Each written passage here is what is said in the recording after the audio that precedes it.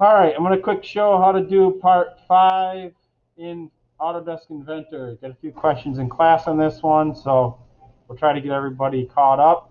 I need the drawings. There we go, not the directions. All right, so part 5 has got kind of an interesting thing going on here. Right now, I'll show how to make this shape and then how to make the work plane to make this shape here. So the first thing I'm going to do is draw kind of an L shape. Kind of like that other one I demonstrated, number, where is it? Which one was it? Also had an L shape, I don't know. This one here had an L shape as well. So it kind of starts similar to that one, but then it's got this interesting feature here that's got to be accounted for. So let's get some basic dimensions. 5 inches, ½ inch, 1.5. All right, so 1.5 inches tall, 5 inches wide, and then 5.5 inches thick everywhere. All right, so start a sketch. Start it in this plane, the XY plane. Draw this L shape. This first line's got to be 5 inches. Makes very big, so I'm going to zoom out. I'm going to hit the front button, get us kind of centered.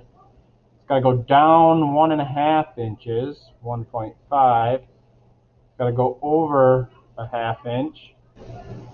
And then this has got to be, that's going to be a ½ inch. I'll dimension that after the fact. Make sure lines are horizontal. Make sure they're straight and everything. Sure. Okay. No. Make sure it's not my kid's daycare. My son had to go to the doctor yesterday, and they sent him to the ER because they thought something was wrong, but then nothing was wrong. It was crazy. Anyway. All right. Extract. Now, how thick is this thing? Let's go back and look at the drawing. The width of it total is 3 inches. Very good, 3 inches. Hey, Nate, can you do me a favor? Close that door. Thank you. 3 inches there. Can't think straight. Nice. Got all kinds of noise going on. All right, so there's the basic shape.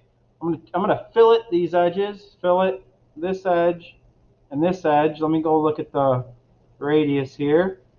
The radius of that fillet is 0.5. And note the little 2x, that means that both sides have that radius. That's all that means.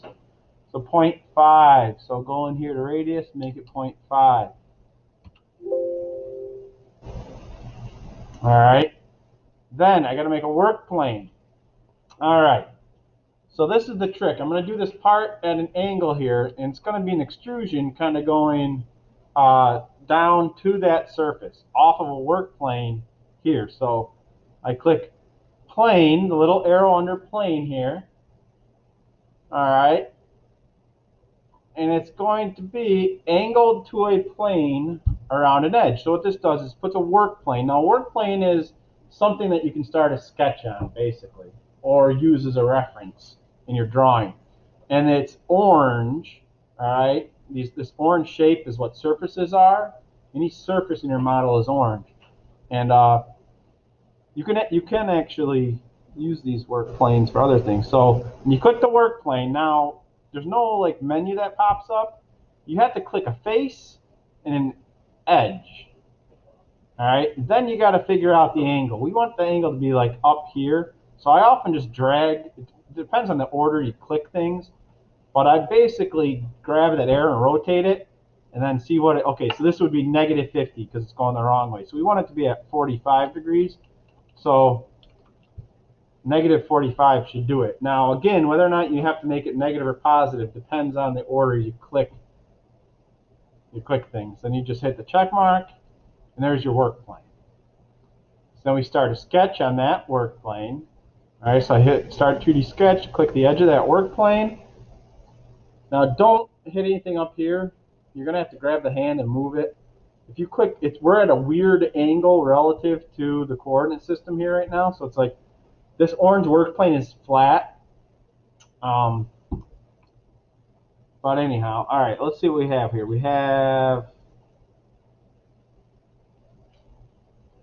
How wide is this thing? The circle has a radius of 1 inch. So that means that the width of this must be 2 inches and 2 inches. So it's a 2 inch by 2 inch square centered along that line. So I'm going to draw a rectangle. Hopefully it'll find that edge. Yep, it found that edge. I'm going to make it 2 inches by 2 inches. All right. And then I'm going to make a circle. I'm going to center it and then make it go to the edge there. I'm going to trim off some of the extra stuff. It probably won't let me trim this line because of the dimension, right? I'm going to not worry about that now. You don't really need to trim that line off. We can just select both surfaces when you extrude it. I do have to center it though. It's not centered. So the way I center this is I figure out how far from one of the sides it should be. And it should be 0.5 inches from the side, because then that'll give you a gap of 0.5 on either side.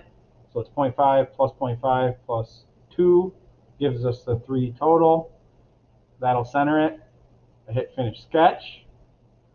I'm going to extrude that now, this and this, and I'm going to make it go down. Now, I don't want it to go all the way through like that. That's kind of annoying, right? There's this really cool thing you can do here. If you hit extents, you can go 2, and what that does is it'll extrude whatever the closed surface is down until it hits another surface. So look what that does. It just sends that down until it gets to that surface. You hit OK. There it is. Now, that work plane, I probably don't want it to be visible anymore, so I'm going to right-click on it, turn off the visibility, and I'm going to do my holes now. So to do the holes, I got to start some sketches. So I'm going to start a sketch there. I'm going to put a point right in the middle of this circle. Oh no, it's not snapping. So what you can do there is project geometry. If you project geometry, I'm going to project this shape in there, and look, it puts a little dot there, and now I can put a point on that line. So from the CAD modeling to the making sketches, you learn about project geometry, but this is where you actually use it. I use project geometry all the time in my designs. It's just very useful things. Now I can put a hole there. Oh boy, well, it's actually way too big. It's 18 inches. So it's making everything disappear. Let's go see how big that should be. That hole. The hole is 0.75 inches. So this ends up being 0.75. Anybody so far have any questions that are in class here? Joe, did you get what you needed? Yeah. Okay. All right. So this one, the thing you can't see where this hole goes to, if it goes all the way through or not. I tend to think it probably doesn't.